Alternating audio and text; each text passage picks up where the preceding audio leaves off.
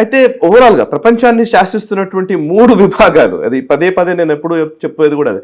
ఒకటి oil lobby, 2 arms lobby, 3 pharma lobby అంటారు. Obviously right. So being ఒక corporate hospital నడుపుతున్నటువంటి వ్యక్తిగా, how do you look at this pharma lobby?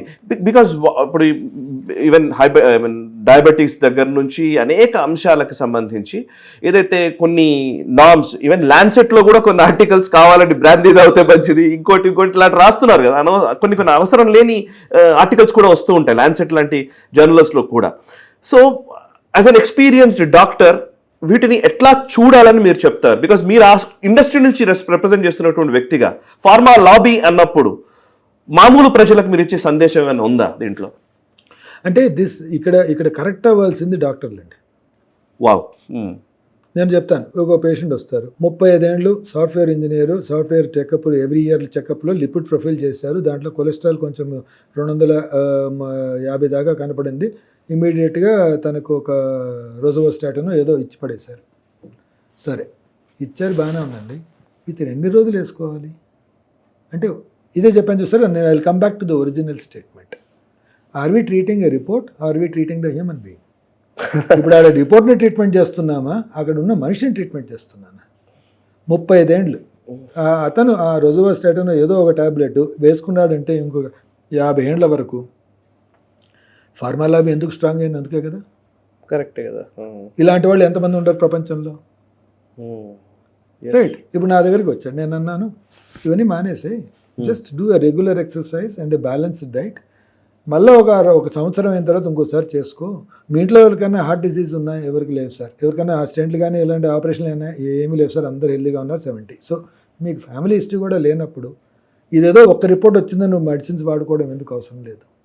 Just go have a regular exercise. మీరు ఏమైనా sedentary లైఫ్లో ఉన్నావు, డైలీ ఎక్సర్సైజ్ చేయి, డైట్ మామూలుగా తీసుకో, ఈ ఫాస్ట్ ఫుడ్స్ మానేసి, then you regulate yourself. ముందు నీ రెగ్యులేట్ చేసుకో నీ హెల్త్ని, దాని తర్వాత నువ్వు టెస్ట్ చేసుకో. అప్పటికీ అవసరం ఉంటే అప్పుడు ఆలోచిద్దాం.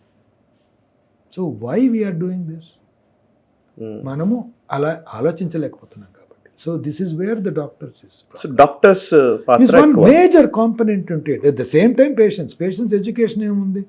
తను ఆ రిపోర్ట్ చూసుకుంటాడు, నెట్ చాట్ జీపీటీలో చూస్తాడు, దానివల్ల వచ్చే కాంప్లికేషన్స్ అన్నీ చదువుతాడు. నాకు హార్ట్ అటాక్ రావచ్చు, మందు వేసుకుంటే బెటర్ అంటాడు, ఆ మందు వేసుకుంటే పోతాడు. You will not think about పోయి నేను ఎక్సర్సైజ్ చేస్తే మంచిదని ఈజీ కన్నా ఈ రోజోవాస్టాటిన్ టాబ్లెట్ వేసుకుంటే మంచిదని తీసుకుంటాడు. So that is another part.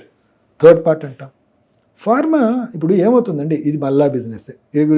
ఒకటి మనం ఎంత పెంచితే అంత మంచిది అనుకున్న బిజినెస్లోనే వెళ్తూ ఉంటారు, ఏ డైరెక్షన్లో తీసుకున్నా కానీ. ఒకప్పుడు హెల్తీగా ఉండేదండి, ఫ్రాంక్లీ స్పీకింగ్. ఈవెన్ టుడే ఒకప్పుడు హెల్తీగా ఉండేది, 20-30 ఏళ్ల ముందు హెల్తీగా ఉండేదండి. అంటే అన్ఫార్చునేట్లీ హాఫ్ ఏంటి 70% ఆఫ్ అవర్ ఈ pharma lobby or medication utilisation, when to use medication, ఎప్పుడు వాడాలి ఎప్పుడు వాడకూడదు అనే విషయం అంతా అమెరికన్ కంపెనీస్ నుండి వస్తుంది, ఆర్ అమెరికన్ ఇండస్ట్రీ నుండి వస్తుంది, ఆర్ అమెరికన్ అసోసియేషన్ నుంచే వస్తుంది. ఫ్రాంక్లీ స్పీకింగ్ 50 ఏళ్ల ముందు they were very probably there is lot of honesty, చాలా ఆనెస్టీ ఉండేది దాంట్లో, చాలా reciprocation, possible introspection, discussion. Over a period of time then only something was coming out as a this thing. ఈరోజు ప్రతి ఒక్కరికి తెలుసు short trials influencing all the doctors to get a better results, ఇమీడియట్గా approval by FDA and getting in to the market. So అది పనికొస్తుందా పనికి రాదా, అది ఫస్ట్ కొన్ని రోజులు వాడేసి దాని తర్వాత పనికిరాదని తెలిస్తే మానేసేయచ్చు. అంతలోపల మనం చేసిన మాలిక్యూల్ మీద ఉన్న ఇన్వెస్ట్మెంట్, దాని మీద పెట్టిన డబ్బులు, ప్రాఫిట్స్ అన్నీ వచ్చేస్తాయి కదా. ఇలాంటి attitude is become very common. Because sometimes మాకే తెలుస్తుంది ఈ ట్రయల్స్లో చూస్తే, ఇది ఏంటిది నిజమేనా?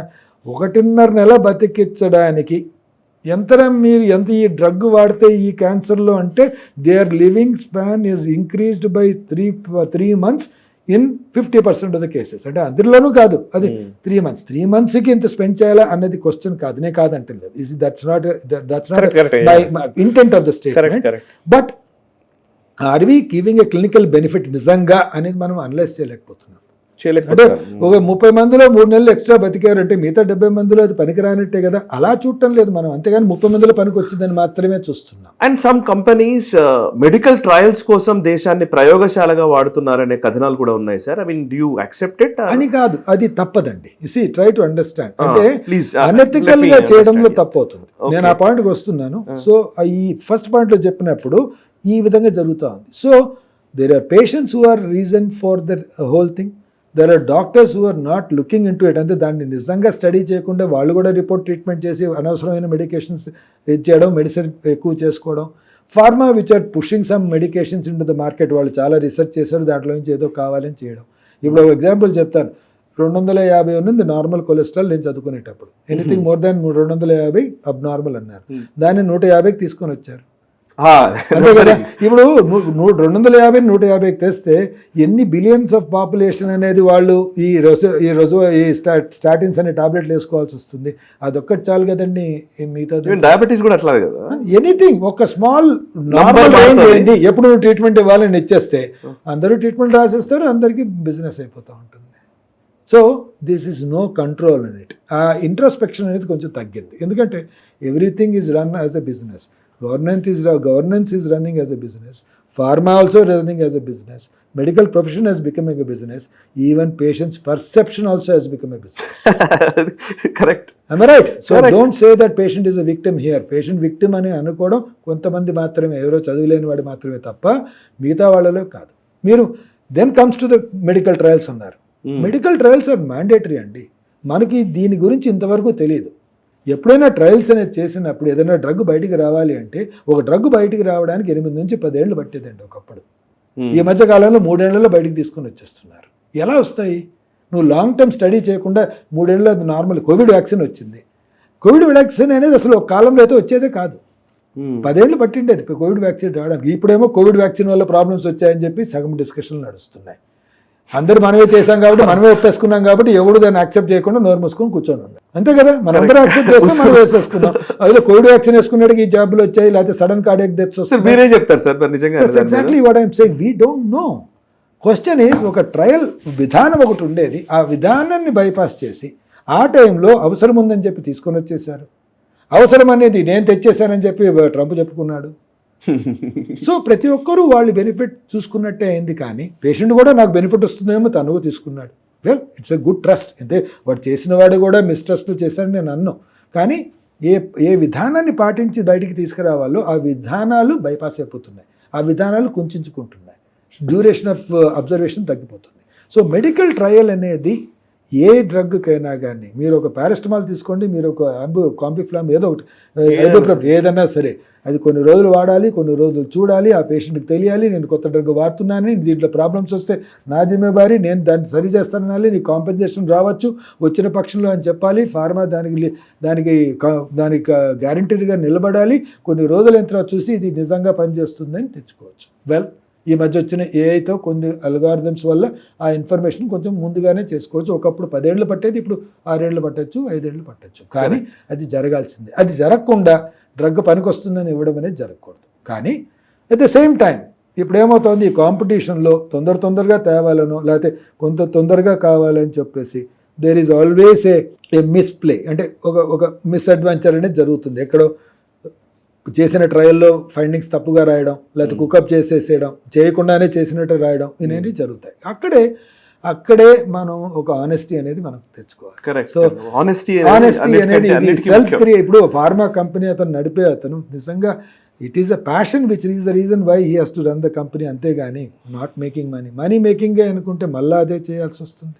సో ఎవ్రీవేర్ ఎక్కడైనా సరే మీరు ఇప్పుడు చూడండి, ఏ లొకేషన్లో కానీ మీరు ఫార్మా కానీ లేకపోతే హాస్పిటల్ కానీ డాక్టర్ కానీ ఎక్కడైనా కానీ, when there is honesty everything will become all right.